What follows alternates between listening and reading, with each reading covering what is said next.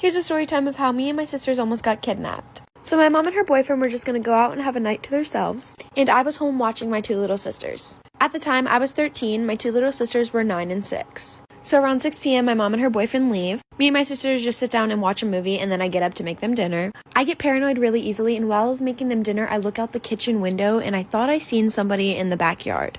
I text my mom and she gets on the cameras that are outside and she said nobody was out there. I continue making them dinner, we sit down and eat, and then we start watching another movie. Then we start hearing knocking. It wasn't coming from any of the doors, it was coming from the side of the house. I didn't want to bother my mom on her one night out, so I just took the kids and we went upstairs and watched a movie in my room. My 6-year-old sister at the time went to the bathroom and she came back in literal tears. She was literally crying so hard until I finally got her to stop and tell me what was wrong. She said as she was walking back from the bathroom, she seen somebody downstairs. I quietly locked my door and I put my sisters in the closet and I called my mom right away. I'm running out of time, like for part 2. I grew up in a very warm and loving environment, but from what I was told, I was lucky. My sister and I had 2 drug addict parents who never took care of us. When my mom was pregnant with me, she smoked and got drunk pretty often, and when I was born, my sister was the only one who took care of me. When I was 2 months old, they left us both in a mall and left, and we never saw them again. An old couple found us and contacted the police and eventually decided to adopt us.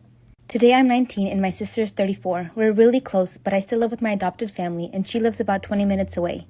So a couple of months ago, a friend and I took a DNA test, and that's how I found out I have an aunt in the system. I immediately reached out to her and we agreed to meet in person, all without telling my sister a thing. We tried to figure things out, so I asked her if she has a brother or sister, and she told me that when she was 13, her older sister got pregnant while being drunk with her junkie boyfriend, and a month after giving birth, she ran away with the baby after some pretty intensive fights with their parents. They never found her, but stopped looking after a year and a half. When I saw the picture, I knew it was my sister 100%. My sister is my mom. We were never abandoned. She fabricated this entire thing to my adoptive family and me. When my grandma passed away, she left each of her grandkids money to put them through college debt-free. But this fund stayed in our parents' names until we turned 18. My sister got pregnant her sophomore year of high school. She was panicking about college. The baby daddy left and she hasn't tried to find him to get child support. All of that stress caused a hard, complicated pregnancy, but both are okay. She graduated this last December with about $2,000 in debt. I figured she used all the money grandma left for her pregnancy and had to take out a loan. I got accepted to my dream college, but my mom was insistent that I stay local to save money. I told her grandma left me more than enough, but that's when she told me. They used all the money that was supposed to go to me to take care of my sister and her kid and her expensive pregnancy. I broke down and just lost it crying. I was shouting how they screwed me over for the kid that fucked up. My sister got upset and asked me if I'd rather have had her live on the street unable to raise her child so I can go to college and have a good life. I said yes, it's not fair that she fucked up, got drunk, and slept with so many guys she doesn't know who the baby daddy is. But I'm the one who has to be punished for it. The argument got too heated, so I left. Did I go too far? I feel screwed over because I'm being punished despite being the one that followed the rules. This story time was sent to me by a follower, and it actually involves a very popular creator on this app. They actually have millions of followers. Let's get into it. So this girl first started talking to this creator when she DM'd him, and he actually replied. She thought he was really cute, he thought she was really cute, and they exchanged numbers. Ended up meeting up at Playlist, and he invited her to chill in his Airbnb. Well, things got a little bit freaky-deaky in that Airbnb. You know, they was fucking. Afterwards, they just kind of chilled. They were laid up talking about life, you know, all that deep shit. And eventually, he told her that she had to leave because his boys were coming through or whatever. They just wanted to chill and talk about boy stuff. But before she left, he told her that he loved her and he wanted to be with her. What the fuck is going on here? Let me fix that real quick. Okay, we back. So she left and went to tell her friends what just happened. Hours had passed and she noticed that he wasn't really posting on his story anymore. And he usually posts a lot. Her friend opened Snapchat, noticed that he actually did post. He posted hours ago, and he was with another girl. Part 2. I work as an assistant for a really big fashion company. We had a defective wedding dress, and my boss asked if I knew anyone we could give it to. My best friend recently got engaged, so it was perfect. When she posted on Instagram to thank me and my boss, my family caught wind of it, and that's when the influx of calls came. I do not have a good relationship with my family. My parents kicked me out when I was 16 after I came out to them, and my sister wasn't much better. They demanded to know why I gave the dress to my friend and not to my sister. I didn't even know she was engaged. They suggested I try to take it back from my friend as family should always come first. My sister even tried to call my boss to complain. I just got off the phone with my mom and this is how the conversation went. She says my sister is very upset about the dress and I told her she needs to get over it. My mom says I can make it up to them by giving her another dress. I posted one last night on my Instagram. It's a $12,000 dress and that's the one my sister wants. And I told her, you expect me to give you a $12,000 dress when you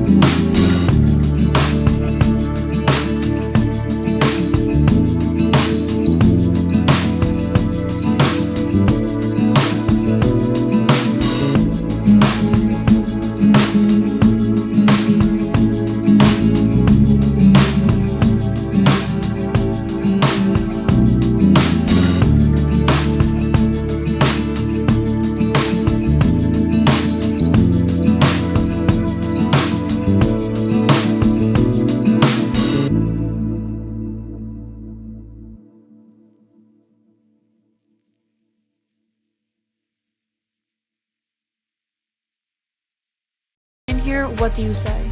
Then she calls on me, and I don't know why, but the first thing in my head was to say that you say no. And right away, my teacher looked at me like I was an idiot and started crying, laughing with the entire class. I was mortified. My boyfriend showed up to my house randomly one day. I had just woken up and I got ready so fast in my room. Mom told him that he could wait in the living room. She ended up jumping in the shower. I went outside to the living room and we ended up going to his house. And I was there. My mom called me. She said that there was $350 on the table and that one $50 bill was missing. I couldn't believe what I was hearing, but I had to find out the truth. So I told him to take me to Jack in the Box. We went through the drive-thru. I was so mad, but I had to keep it together. I knew that he only paid with 20s. He never paid with 50s. I ordered my food. I was waiting to see what bill he pulled out. And guess what, guys? It was a $50 bill. Then I looked at him and told him, don't pay with my mom's money. I grabbed my purse, pulled out a 20, and told him, pay with my money. His eyes just popped open. He knew he got caught. This is why I always lock my doors at night. There was once a boy who got up in the middle of the night to go to the bathroom. While in the bathroom, he hears loud noise and wanted to go investigate. But then he started hearing what sounded like large objects being dragged across the hallway. Now feeling scared, he runs into the bedroom and hides under his sheets, hoping whoever it was would just ignore a sleeping child. The door creaks open, and a man with no eyes and no clothing is dragging his parents' bloodied bodies into the room. This man props up the boy's father against the edge of the bed so he would be facing the boy, and puts the mother in a chair also turned towards the boy. It was as if the intruder wanted the boy to see the parents' bodies, but the boy just pretended he was asleep, trying as hard as possible not to make a noise. Then this man started writing something on the walls, and when he was done, he went under the boy's bed and stayed there for hours, until the boy found the courage to turn his head and read the message on the wall. It said, "I know you're awake." If you're ever driving late at night, don't do what they did. Two boys picked up a girl on the side of the road while they were on their way to a school dance. In the car, she kept saying that she was cold, so one of the boys gave her his jacket. But when the night ended and they were about to drop her off, the girl accidentally left with the jacket. So the boys said that they would just come back the next day to get it. But when they came back and knocked on her door, they discovered something that would make them question what is real and what isn't. An old woman opened the door and asked them who they were looking for. After talking to her for a while, it was revealed that the girl they found on the side of the road was her daughter. But the thing is, she had been dead for 12 years. She was killed in a car accident at the same street corner they first saw her. The old woman pointed to a cemetery down the road and said, "That's where we buried her." The boys didn't believe her at first. They'd spent the whole night with this girl, so they knew that she had to be real. But they went to the cemetery and saw the boy's jacket draped over a gravestone. And on the gravestone was the girl's name and the date of her death, exactly 12 years ago to the day. This is why you should always keep a diary. Once there was a young woman in Korea who was blind in one eye. She decided that once she saved up enough, she would get a cornea transplant. Eventually she did, so she scheduled the surgery. She was very excited for it, however, afterwards... Hope you guys liked this video and found it helpful. If you did, make sure you give it a thumbs up and subscribe to this channel. It does help support us, and let's know what videos you guys want to see.